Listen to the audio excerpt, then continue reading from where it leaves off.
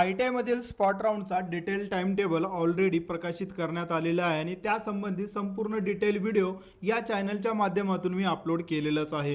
तो व्हिडिओ जर तुम्ही पाहिला नसेल तर व्हिडिओ डिस्क्रिप्शनमध्ये त्याची लिंक मिळेल, तुम्ही डायरेक्टली तो व्हिडिओ पाहू शकता। कारण की त्या व्हिडिओमध्ये संपूर्ण माहिती देण्यात आलेली आहे, ज्या पद्धतीनं स्पॉट राऊंड कधी लागणार आहे, हजेरी कधी द्यायची, गुणवत्ता यादी कधी येणार आहे आणि कोण इलिजिबल आहे किंवा कोण इलिजिबल नाही या स्पॉट राऊंडसाठी। पण आजचा व्हिडिओ बनवण्यामागचं कारण म्हणजे मॅक्झिमम विद्यार्थ्यांना प्रश्न पडलेला आहे की हा स्पॉट राऊंड जर आपल्याला पार्टिसिपेट करायचं असेल तर यामध्ये फीस किती लागणार आहे, काय याच्या रजिस्ट्रेशनला फीस लागणार आहे, ॲडमिशनला फीस राहणार आहे, मग अशी कोणती प्रक्रिया आहे जी स्पॉट राऊंड राबवली जातं आणि त्यामध्ये आपल्या विद्यार्थ्यांना फीस किती लागणार आहे। तर या संबंधित माहितीबद्दल आजच्या डिटेल व्हिडिओमध्ये आपण माहिती समजून घेणार आहोत। व्हिडिओ सुरू करण्या अगोदर चॅनलवर नवीन असाल तर चॅनलला आजच सबस्क्राइब करून बेल आयकॉनला क्लिक करायला विसरू नका, कारण मी अशाच प्रकारची लेटेस्ट अपडेट तुमच्यासाठी घेऊन येत असतो। चला तर मग आजच्या डिटेल व्हिडिओला आपण सुरुवात करूया।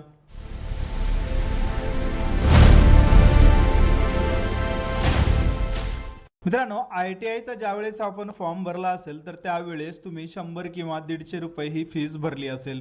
जसं की तुमची जर कास्ट कॅटेगरी असेल तर तुम्ही 100 रुपये फीस भरली असेल आणि जर तुम्ही ओपन कॅटेगरीमधून जर येत असाल तर तुम्ही इथं 150 रुपये फीस भरली असेल।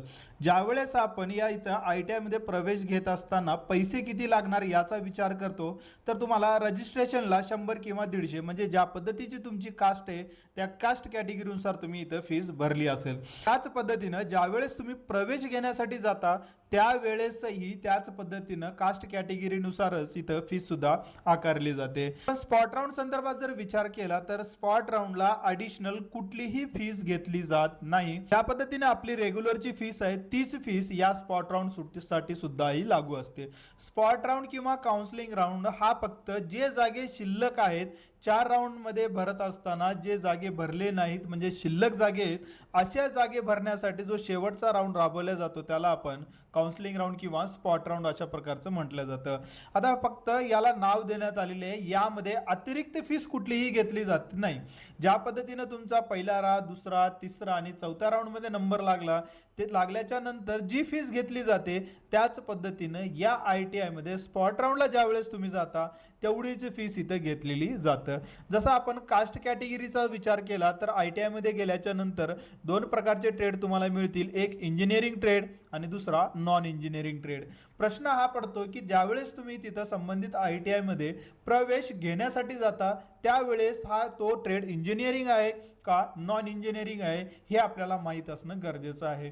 जर आपण एखाद्या कास्ट कॅटेगरीचा जर विचार केला तर तुम्हाला 970 रुपयाच्या जवळपास ही फीस लागणार आहे।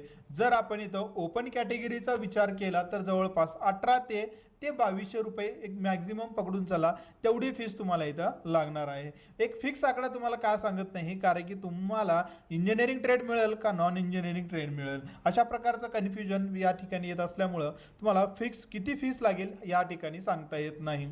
पण मात्र ज्यावेळेस आपण या स्पॉट राऊंड संदर्भात विचार करतो तर स्पॉट राऊंडला कुठलीही एक्स्ट्रा फीस ही घेण्यात येत नाही। ज्या पद्धतीनं कास्ट किंवा ओपन कॅटेगरीची फीस लागते त्याच पद्धतीने या स्पॉट राऊंड मध्ये फीस घेतली किंवा आकारली जातं। आता जर तुम्ही या स्पॉट राऊंड मध्ये IMC अंतर्गत येणाऱ्या जर तुम्हाला सीट जर मिळत असेल तर मग मात्र या ठिकाणी फीस मध्ये चेंजेस मिळताना दिसतात आपल्याला। आणि ही फीस किती असेल, ज्यावेळेस तुम्ही ऑप्शन फॉर्म भरला असेल त्यावेळेसही तुम्हाला शो झालेली आहे आणि ज्यावेळेस तुम्ही आता स्पॉट राऊंड साठी कॉलेजमध्ये जाता त्यावेळेसही एका बोर्डावर तुम्हाला त्या कॉलेजमधून अवेलेबल जे ट्रेड आहे ते ट्रेडची तुम्हाला संख्या दाखवलेली असेल। या ठिकाणी कॅप राऊंड अशा पद्धतीने शब्द तुम्ही ऐकला असेल, कॅप किंवा IMC। जर तुमच्या समोर त्या ठिकाणी ज्यावेळेस तुम्ही ट्रेड पाहता त्यावेळेस कॅप अशा पद्धतीने लिहिलं असेल तर ते जनरलच्या जागा तुम्ही समजून जायचं आहे आणि त्याच ट्रेडच्या पुढे जर IMC जर लिहिलं असेल तर समजून जायचं की ते IMC ची जागा आहेत। मग ज्या वेळेसही तुम्हाला एखादा ट्रेड हा IMC मधून जर अलॉट होत असेल तर त्याची फीस ही प्रत्येका इन्स्टिट्यूटनं म्हणजे महाराष्ट्रातील प्रत्येक कॉलेजनं ती फीस ठरवलेली आहे. जर समजून घ्या एखाद्या कॉलेजमध्ये फिटर ट्रेड आहे आणि तो फिटर ट्रेड 10,000 रुपये IMC फीस जर घेत असेल तर दुसऱ्याही कॉलेजमध्ये त्याच फिटर ट्रेडला 20,000 रुपये फीस असू शकते. आता ही जर IMC जर ट्रेड जर तुम्हाला मिळत असेल तर आपली जे रेग्युलरची फीस आहे ती रेग्युलरची फीस प्लस IMC ची फीस तुम्हाला तिथं जमा करावं लागते. समजून घ्या एखादा इलेक्ट्रिशियन ट्रेड आहे, इलेक्ट्रिशियन ट्रेडला 50 ते 60,000 रुपये त्या IMC अंतर्गत आकारले जातात. जर तुमच्या मनामध्ये असा प्रश्न येत असेल की या स्पॉट राऊंडमध्ये फीस किती लागणार आहे, तर तुमची जेवढी काही रेग्युलरची फीस आहे तीच लागणार आहे. अतिरिक्त फीस या स्पॉट राऊंड संदर्भात घेतली जात नाही. जर तुम्हाला या ठिकाणी जर IMC अंतर्गत जर तुम्ही या ठिकाणी प्रवेश घेत असाल, ज्या पद्धतीनं रेग्युलर पहिला, दुसरा, तिसरा, चौथ्या राऊंडमध्ये नंबर लागल्याच्या नंतर जी फीस आकारली जाते तीच फीस या स्पॉट राऊंडमध्ये आकारली जाते. आता इलिजिबल कोण होणार, इलिजिबल कोण नाही होणार याच्या संदर्भात तर मी व्हिडिओ तर मी या चॅनलवर अपलोड केलेलाच आहे. तरी शॉर्टमध्ये आपण पाहूया.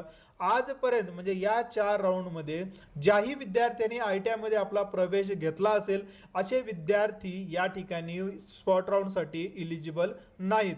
ज्या विद्यार्थ्यांनी आजपर्यंत ITIचा कुठलाही फॉर्म भरलेला नाही असेही विद्यार्थी या स्पॉट राऊंडमध्ये इलिजिबल नाहीत. असे विद्यार्थी इलिजिबल आहेत ज्यांचा फॉर्म भरल्याच्या नंतर आत्तापर्यंत ITIला नंबर लागलेलाच नाही किंवा नंबर लागला होता पण तुम्ही तो घेतला नाही किंवा ॲडमिशन केल्याच्या नंतर तुम्ही तो कॅन्सल केलेला आहे. असे सर्व विद्यार्थी या स्पॉट राऊंडमध्ये इलिजिबल होऊ शकतात. अतिरिक्त फीस या स्पॉट राऊंडमध्ये कुठलीही घेतली जात नाही. तर मित्रांनो या व्यतिरिक्त तुम्हाला या ITI प्रवेश प्रक्रिया अंतर्गत येणाऱ्या प्रवेश प्रक्रियेची कुठलीही जर माहिती हवी असेल मला कमेंटद्वारे कळू शकता. भेटूया नेक्स्ट व्हिडिओमध्ये अशाच प्रकारच्या अपडेटेड आणि नवीन माहितीसोबत. तोपर्यंत नमस्कार.